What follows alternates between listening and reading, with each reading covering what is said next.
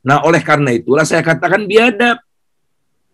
Kalau diprivatisasi, ingat, Kimia Farma dan farma-farma lainnya itu memang dari awal sudah memandang ini sebagai peluang bisnis. Kata anggota DPR, potensi uang vaksin ini berbayar ini 747 juta per hari. Pun aksesnya tidak jelas. Yang menentukan bukan negara tapi Kadin yang nyeleksi. Karena itu saya katakan lagi, tanpa keraguan biadab.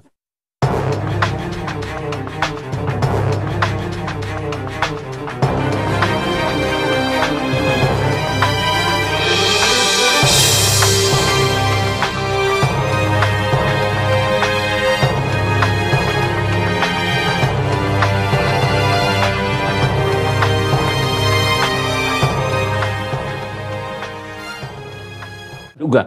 Ini gimana Bang Faisal melihatnya situasi kita belakangan ini sebagai seorang intelektual, ekonom ya, mengkritik kebijakan COVID-19 terutama dalam komersialisasi COVID-19.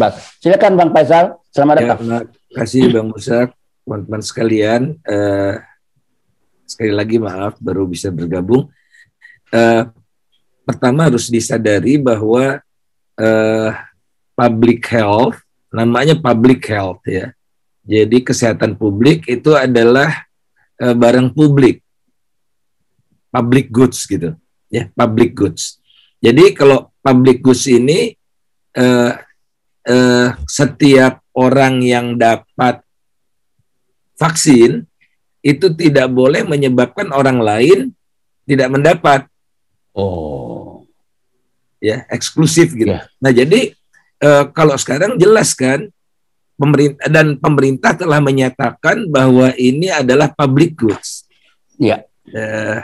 Akibatnya apa? Segala penanganan kesehatan ini diperlakukan sebagai public goods gitu. Oleh karena itu, Ibu Sri Mulyani meminta Bank Indonesia untuk tanggung renteng karena public goods. Nah, yang ada public goods kan ada yang tidak public goods, ada semi public goods. Yang public goods ini Bank Indonesia itu wajib untuk membeli menyerap surat utang pemerintah tanpa bunga. Itu jadi public goods. Nah, kalau public goods kok diprivatisasi sekarang kan? Ini kan diprivatisasi kan? Ini yang mendasar. Kenapa public goods? Karena vaksin ini harus berdasarkan risiko, bukan berdasarkan ability to pay, kemampuan membayar. Jadi silahkan pegawai perusahaan dapat, tapi berdasarkan risiko. Pegawai perusahaan yang dapat adalah yang usianya di atas 60 tahun, yang punya penyakit bawaan, yang melayani publik. Jadi semua patuh ke sana. Jadi otomatis perusahaan juga dapat gitu. Karena kalau sekarang public goods ini ada private goods, nah private goods-nya ini mau tidak mau mengambil jatah yang lain. Kan masalahnya pasokannya terbatas ini. Kalau pasokannya tidak terbatas, semua sudah divaksin, ya, maka silahkan siapapun boleh melayaninya. Dan itu pun tidak boleh dimonopoli. Semua boleh melayani. Nah, oleh karena itu sekarang alangkah baiknya seluruh outlet, seluruh jaringan Kimia Farma yang tadinya mau jualan vaksin, sekarang didayagunakan untuk menopang program pemerintah. Dan yang, kalau saya boleh share screen Bang, ini saya tunjukkan, Kimia Farma ini tidak bersyukur kepada Tuhan.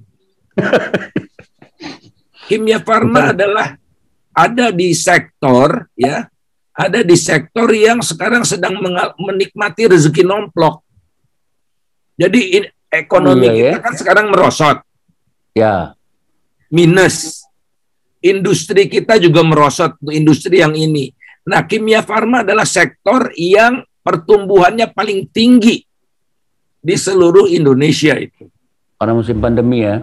Malah pertumbuhannya kan yang lain-lain naik ya. Ini turun. Ini turun. Sorry. Ini turun, yang lain-lain. Kimia farma itu ada sektor yang naik ini. Pertumbuhannya naik terus dari 8%, 8,5%. Tinggi loh ini. Ekonomi Indonesia biasanya naik cuma 5%. Tahun 2020, 9,4% ini udah pandemi. 2021, triwulan 1, 11,5%. Fabi'ayyi ala'i rabbikuma tukadziban. Maka nikmat Tuhan mana lagi yang hendak engkau dustakan?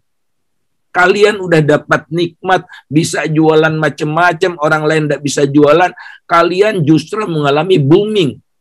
Oleh karena itu, ayolah, CSR-kanlah, CSR, seluruh outlet apotek kimia farma dipakai untuk vaksin rakyat.